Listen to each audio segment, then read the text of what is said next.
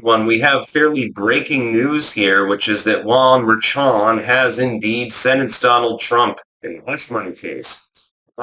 He sentenced him to literally nothing, unconditional release, which means obviously the incoming president of the United States effectively is immune from prosecution unless they're removed from office by an act of Congress. There's really nothing that you can do about it.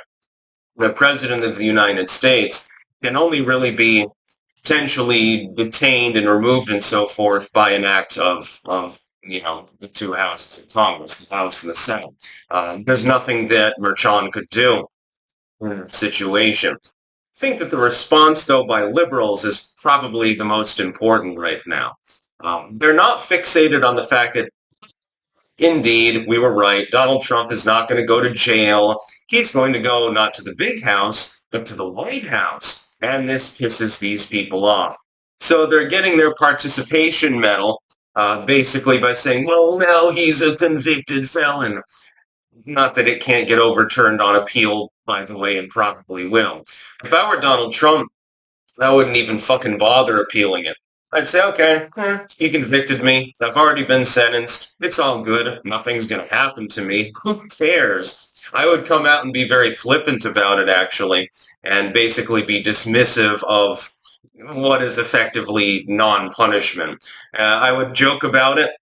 I would rub it in their faces.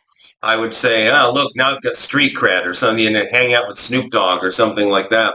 That would be absolutely hysterical. I suspect his legal team will appeal, and it doesn't really matter. It doesn't make a huge difference, but he has now limitless opportunities to troll, and so I find that very, very funny.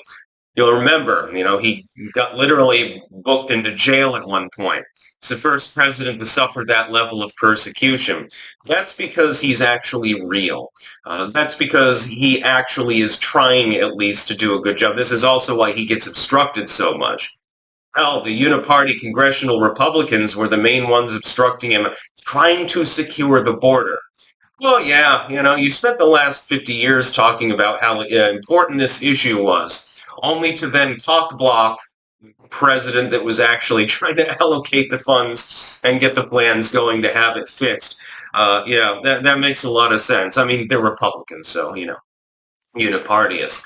The uniparty doesn't give a damn about the country anyway. They want more illegal immigration so they can enslave more people, drive down wages, and they get to make more money. This is also the reason they wanted the TPP. Donald Trump has stood against all of this nonsense. I wonder why he was charged in so many criminal cases. Oh, I have no idea. It's a complete mystery to me. Well, no, it's not a mystery to me. It's blatantly obvious. So Merchan, effectively, hey, liberals out there, got cucked by Donald Trump and Donald Trump's voters.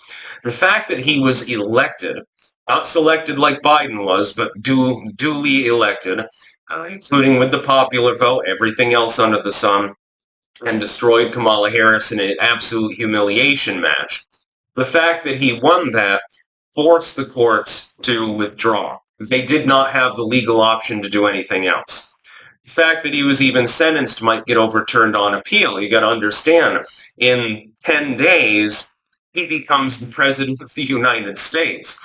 Well, that makes legal things a little bit easier, when you're the one who, at least technically speaking, controls the bureaus and stuff. Not that they're not going to try to obstruct Donald Trump at every possible turn. They will. But this time around, at the very least, Donald Trump has surrounded himself with considerably better hires than before, who can be counted on, I think, to be more generally loyal to him, including advisory individuals. Like, think what you want about Elon Musk and some of his recent views. The whole Doge experiment could be a good thing. I mean, if you can only save a couple $1 billion, well, that's a couple $1 billion. It's still meaningful. Have a couple of informal meetings and trim the edge off of the pork fat, and that alone at least is some level of accomplishment. Maybe it's not the most major one in the world, but I have a feeling it'll be generally successful. Again, think what you will about the direction that Twitter is going in, but yeah, at least on that level, I support Musk, for example. And you have other people around Trump, you have Lee Zeldin, EPA. I mean, at some point it becomes a question of what the fuck more do you want from Donald Trump more than anything else. So effectively, this is him being found not guilty because there's no punishment because he cooked the court. The court can't physically punish him. It's not legally possible for them to do anything to him. He should come out right now and chuckle about it and make jokes about it.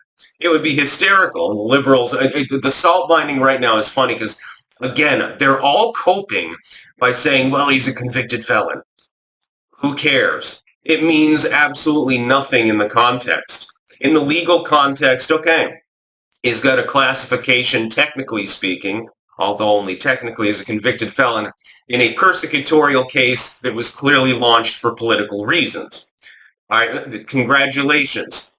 But he's not going to jail. He told me he'd be behind bars in an orange jumpsuit and stuff like that. No, he's not in a jumpsuit. He's in a way that probably cost more than your car.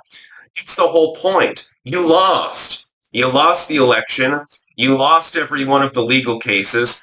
Most of them have simply been dismissed out of hand at this point because they can't continue. Donald Trump defeated you.